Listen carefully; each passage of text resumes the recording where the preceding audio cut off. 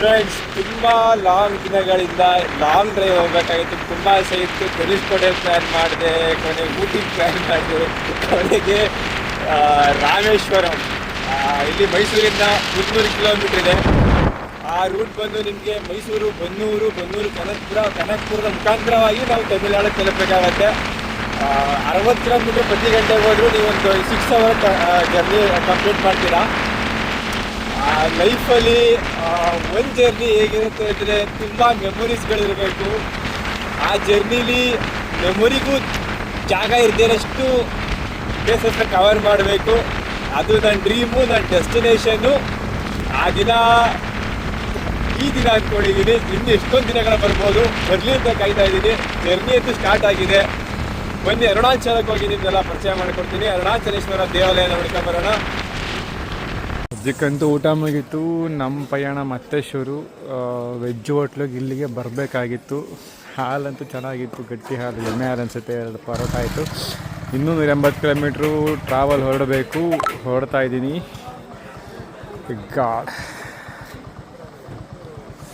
ನನ್ನ ಗಾಡಿ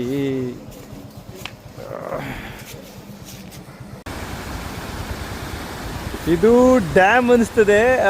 ತುಂಬ ನೀರಿದೆ. ನಾವು ಮೋಸ್ಟ್ಲಿ ಬೆಟ್ಟದಿಂದ ಒಂದು 40-50 ಹೈಟಲ್ಲಿ ಇರ್ಬೋದು. ತಮಿಳಲ್ಲೇ ಒಂದು ನೇಮ್ ಬರೆದಿದ್ರು, ಬಟ್ ಗೊತ್ತಾಗೋದಿಲ್ಲ. ಬೆಳಗ್ಗೆ ಇದೇ ಮಾರ್ಗದಲ್ಲಿ ಬರೋ ಕಾರ್ಯಕ್ರಮ ಇದ್ದರೆ ಖಂಡಿತ ಬರ್ತೀನಿ. ಡ್ಯಾಮೇ ಅದು ಅಂತ ತೋರಿಸ್ತೀನಿ ನಿಮಗೆ. ಮತ್ತು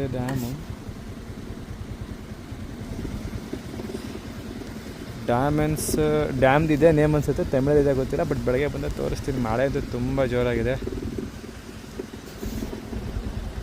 ದಾರಿಯಲ್ಲಿ ಎಲ್ಲರೂ ಮೆಚ್ಚಿನ ಓಲಾ ಫ್ಯಾಕ್ಟ್ರಿ ಸಿಕ್ಕಿದೆ. ಇದು ಯಾವ ಡಿಸ್ಟಿಕಲ್ಲಿ ಇದೆಯೋ ಗೊತ್ತಿಲ್ಲ. ಅದು 70 ಕಿಲೋಮೀಟ್ರ್ ಅರುಣಾಚಲೇಶ್ವರ ದೇವಾಲಯಕ್ಕೆ ಹೊರಡುವ ದಾರಿಯಲ್ಲೇ ಸಿಕ್ಕಿದೆ.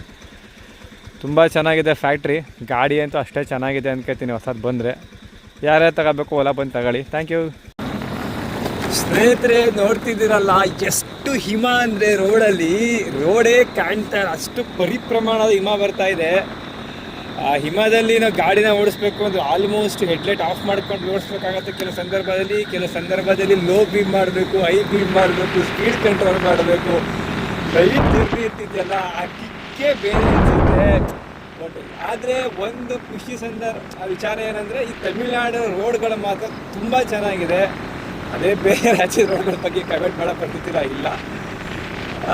ಹಿಮ ಇದ್ದರೂ ಕೆಲವು ಕಡೆ ಏನಂದರೆ ರೋಡ್ ಚೆನ್ನಾಗಿರಲ್ಲ ಅಂತ ಕಂಪ್ಲೇಂಟ್ ಇರ್ತದೆ, ತೊಂದರೆ ಇರ್ತದೆ. ಬಟ್ ಆದರೆ ನೋಡಿ, ಹಿಮ ಇಷ್ಟಿದ್ರೂ ನಮಗೆ ರೋಡ್ ಚೆನ್ನಾಗಿದೆ. ಸೊ ಇದೊಂದು ಖುಷಿ ಸಂದರ್ಭ. ಅರುಣಾಚಲೇಶ್ವರ ದೇವಾಲಯಕ್ಕೆ ಹೋಗ್ತಾ ನಾನು 320 ಕಿಲೋಮೀಟ್ರ್ ಜರ್ನಿ ಮಾಡೋದಿದೆ ಪಯಣ. ಈಗಾಗಲೇ ಹತ್ತತ್ರ ನಾನು 210 ಕಿಲೋಮೀಟರ್ ಟ್ರಾವೆಲ್ ಮಾಡ್ಕೊಂಡಿದ್ದೀನಿ. NH77ಗೆ ಕನೆಕ್ಟ್ ಆಗಬೇಕಾಗತ್ತೆ. 10 ಕಿಲೋಮೀಟರ್ಗೆ ನನಗೆ ನಿಯರೆಸ್ಟ್ ಲೊಕೇಶನ್ಗೆ. ಅದಾದಮೇಲೆ ನನಗೆ ಬರೋದೇ ಇನ್ನೊಂದು 70 ಕಿಲೋಮೀಟ್ರು. ಒಂದು ಗೂಗಲ್ ಮ್ಯಾಪ್ ಪ್ರಕಾರ ಒಂದು 2 ಗಂಟೆ ಅಂತ ಹೇಳ್ತಾ ಇದೆ. ಬಟ್ ಸದ್ಯದ ಹವಾಮಾನದ ವರದಿಗಳ ನನ್ನ ಅಧ್ಯಯನದ ಪ್ರಕಾರ ಇನ್ನೂ ಅರ್ಧ ಗಂಟೆ ಹೆಚ್ಚು ಕಡಿಮೆ ಆಗ್ಬೋದು. ಯಾಕಂದರೆ ಸ್ಪೀಡಿನ ವೇಗ ಕೇವಲ 40ರಿಂದ 30 ಅಷ್ಟೇ ಆಗಿರೋದಿಲ್ಲ ನನಗೆ. ಹಿಮಗಳು ಅಷ್ಟು ಪರಿಪ್ರಮಾಣದಲ್ಲಿದೆ. ನೈಟ್ ಔಟ್ ಅದಕ್ಕಿಂತ ಈ ಪಯಣ ಇದೆಯಲ್ಲ, ರಾತ್ರಿಯ ಹಿಮದ ಪಯಣ. ಎಲ್ಲೆಲ್ಲೂ ಹಿಮಗಳು, ಮನಸ್ಸಿನಲ್ಲೂ ಹಿಮ, ಮನದಲ್ಲೂ ಹಿಮ. ಹಿಮದ ಮಳೆಯಲ್ಲಿ ಪಯಣದ ದಾರಿಯಲ್ಲಿ ಹಿಮ. ಅಲ್ಲಿ ನೋಡಿದರು ಹಿಮದ ಮಳೆ, ಇಲ್ಲಿ ನೋಡಿದರು ಹಿಮದ ಮಳೆ, ಎತ್ತತ್ತ ನೋಡಿದರು ಹಿಮದ ಮಳೆ. ಅರುಣಾಚಲೇಶ್ವರ ದೇವಾಲಯಕ್ಕೆ ಹೋಗುವ ದಾರಿಯಲ್ಲೂ ಹಿಮದ ಮಳೆ. ಹಿಮವೇ ಹಿಮ, ಪ್ರೀತಿಯಲ್ಲಿ ಹಿಮ.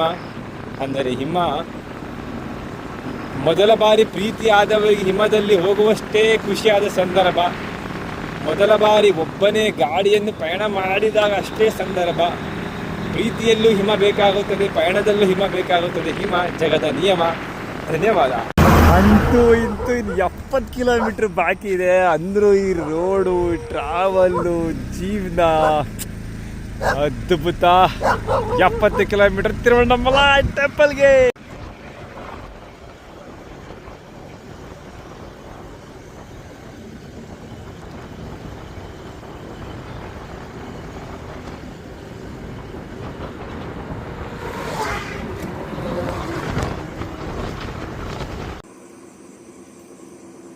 ಕೊನೆಗೂ ತಿರುವಣ್ಣಾಮಲೈ ಟೆಂಪಲ್ಗೆ ಬಂದಾಯಿತು.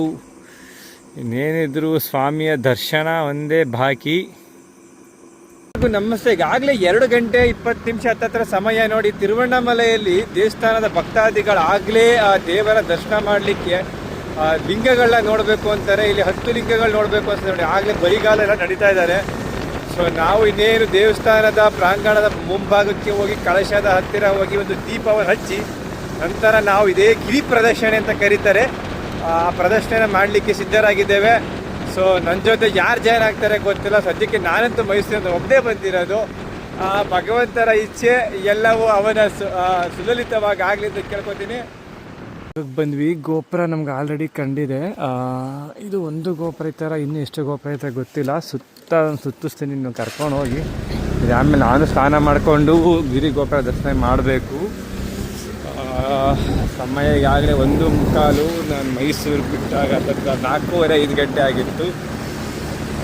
ಸುತ್ತಲೂ ಪ್ರಾಂಗಣ, ಹೋಟೆಲ್ ಇದೆ, ದೇವಾಲಯದ ರಸ್ತೆ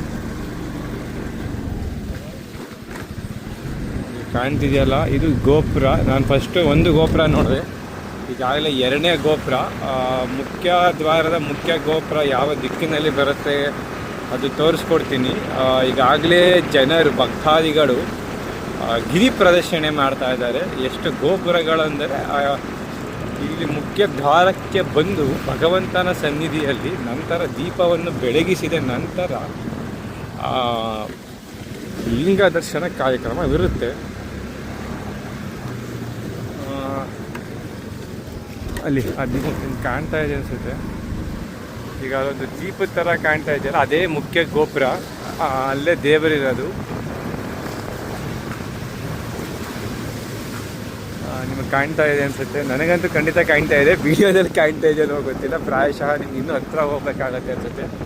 ಇದು ದೇವಸ್ಥಾನದ ಸುತ್ತಲಿನ ಒಂದು ದೃಶ್ಯ ವೈಭೋಗ. ಈಗಾಗಲೇ ಸುಮಾರು ಜನ ಬಂದಿರ್ತಾರೆ.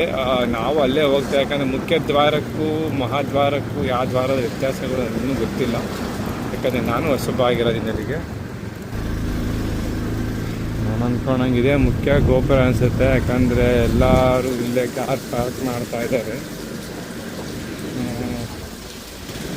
ಸಮಸ್ಯೆ ಎಂಬುದು ಗಾಡಿ ಪಾರ್ಕ್ ಮಾಡೋದ? ಹೌದು, ಇದೇ ಮುಖ್ಯ ಗೋಪುರ, ಇದೇ ಪ್ರಾಂಗಣ.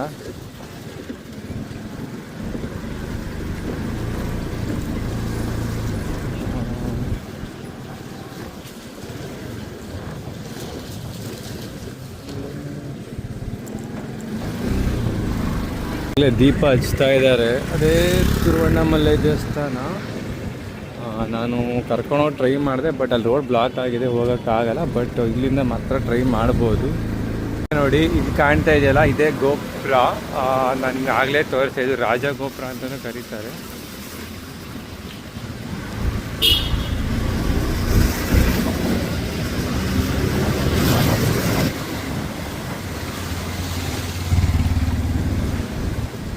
ಇದು ರಾಜಗೋಪುರ.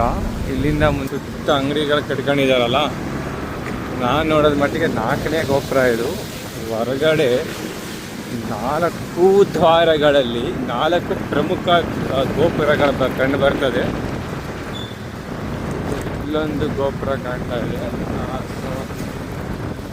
4 ಗೋಪುರಗಳು ಇಲ್ಲೆಲ್ಲ ಹಾಕಿದ್ದಾರೆ. ದರ್ಶನ ಎಷ್ಟು ಗಂಟೆಗೆ ಎಲ್ಲ ಕಂಪ್ಲೀಟ್ ಮಾಹಿತಿಗಳು. 8 ಗಂಟೆಯಿಂದ ಶುರು ಆಗುತ್ತೆ, 6 ಗಂಟೆಗೆ ಪೂಜೆ ಅಂತ ಎಲ್ಲ.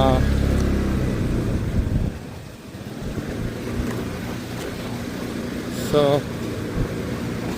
ಇದು ತಿರುವಣ್ಣಾಮಲೈನ ದೇವಸ್ಥಾನದ ಹೊರಗಿನ ನೋಟ.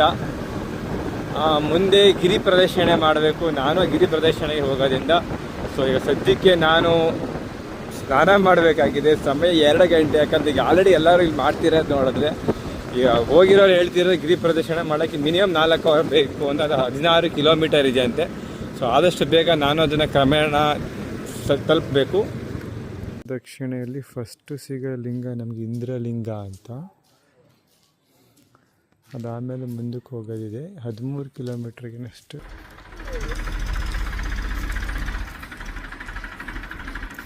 Workout passed. ಇಲ್ಲಿ ಕೊಟ್ಟಿದ್ದಾರೆ ಒಟ್ಟು ಲಿಂಗಗಳು ಹೇಗೆ ಮಾರ್ಗವಾಗಿ ಹೋಗ್ತಿವೆ ಅಂತ. ಈಗಾಗಲೇ ಮೊದಲು ನೋಡಿದ್ದೀವಿ. ಟೆಂಪಲ್ ಬಂದಾಗ ಎಲ್ಲರಿಗೂ ಲಿಂಗಗಳ ಬಗ್ಗೆ ಮಾಹಿತಿ ಬೇಕಾಗುತ್ತೆ. ಸೊ ಇಲ್ಲಿ ಪ್ರತಿಯೊಂದು ಲಿಂಗದ ಬಗ್ಗೆ ಒಂದು ಸಹ ಮಾಹಿತಿಗಳನ್ನ ಕೊಟ್ಟಿದ್ದಾರೆ. ನಂತರ ನಾವು ಹೋಗ್ತೀವಿ ಎಲ್ಲೆಲ್ಲಿಗ ಕಡೆ. ಒಂದನೇ ಲಿಂಗನೇ ಅಗ್ನಿಲಿಂಗ. ಒಂದನೇ ಲಿಂಗ ನೋಡಿದ್ಮೇಲೆ ಎರಡನೇ ಲಿಂಗ ನೋಡೋಕ್ಕೆ ನಿಮಗೊಂದು 1.5 ಕಿಲೋಮೀಟರ್ ಟ್ರಾವೆಲ್ ಮಾಡಬೇಕು. ಯಮಲಿಂಗ ಅಂತ. ನೆಕ್ಸ್ಟ್ ಡೆಸ್ಟಿನೇಷನ್ 10.40 ಕಿಲೋಮೀಟರ್ಸ್ ಅಂತ. ಲಿಂಗ ನೃತ್ಯಲಿಂಗ ಅಂತ ಇದೆ. ಸೂರ್ಯಲಿಂಗ. Workout paused. ಅದು ವರುಣಲಿಂಗ ಅಂತ Workout ನೋಡಕ್ಕೆ. paused. ಇದು ವರುಣಲಿಂಗ ಟೆಂಪಲ್.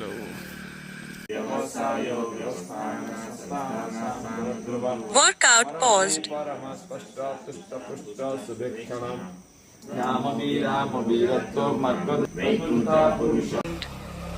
ಸದ್ಯಕ್ಕೆ ನಾವು ಹೋಗ್ತಿರೋದು ಕುಬೇರ ಲಿಂಗ ಅಂತ temple.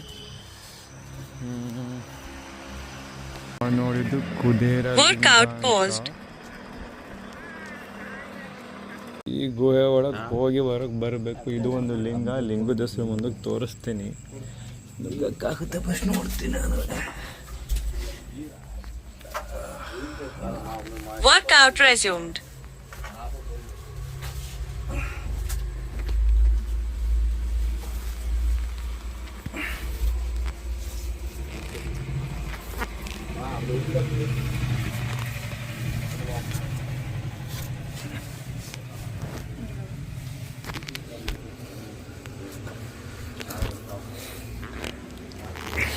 Side Workout paused. Workout resumed.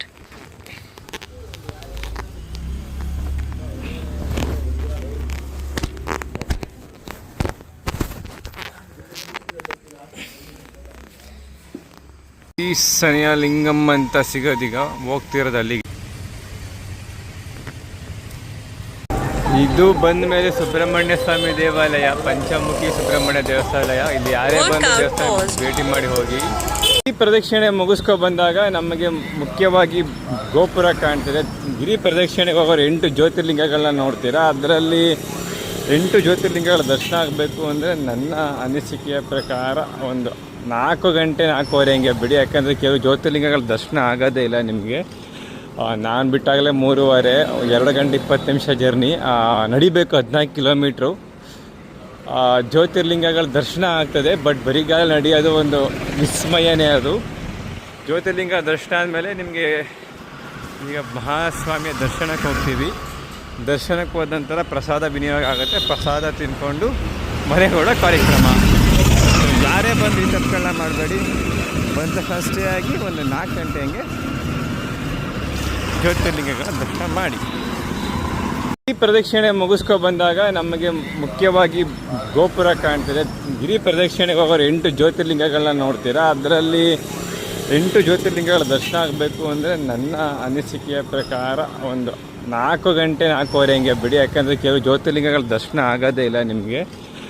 ನಾನು ಬಿಟ್ಟಾಗಲೇ 3:15, 2 ಗಂಟೆ 20 ನಿಮಿಷ ಜರ್ನಿ ನಡಿಬೇಕು. 14 ಕಿಲೋಮೀಟ್ರು. ಜ್ಯೋತಿರ್ಲಿಂಗಗಳ ದರ್ಶನ ಆಗ್ತದೆ, ಬಟ್ ಬರಿಗಾಲ ನಡೆಯೋದು ಒಂದು ವಿಸ್ಮಯನೇ. ಅದು ಜ್ಯೋತಿರ್ಲಿಂಗ ದರ್ಶನ ಆದಮೇಲೆ ನಿಮಗೆ ಈಗ ಮಹಾಸ್ವಾಮಿಯ ದರ್ಶನಕ್ಕೆ ಹೋಗ್ತೀವಿ. ದರ್ಶನಕ್ಕೆ ಹೋದ ನಂತರ ಪ್ರಸಾದ ವಿನಿಯೋಗ ಆಗುತ್ತೆ. ಪ್ರಸಾದ ತಿಂದ್ಕೊಂಡು ಮನೆಗೆ ಹೊರಡೋ ಕಾರ್ಯಕ್ರಮ. ಯಾರೇ ಬಂದು ಈ ತಪ್ಪುಗಳನ್ನ ಮಾಡಬೇಡಿ. ಬಂದ ಫಸ್ಟೇ ಆಗಿ ಒಂದು 4 ಗಂಟೆ ಹಂಗೆ ಜ್ಯೋತಿರ್ಲಿಂಗಗಳ ದರ್ಶನ ಮಾಡಿ.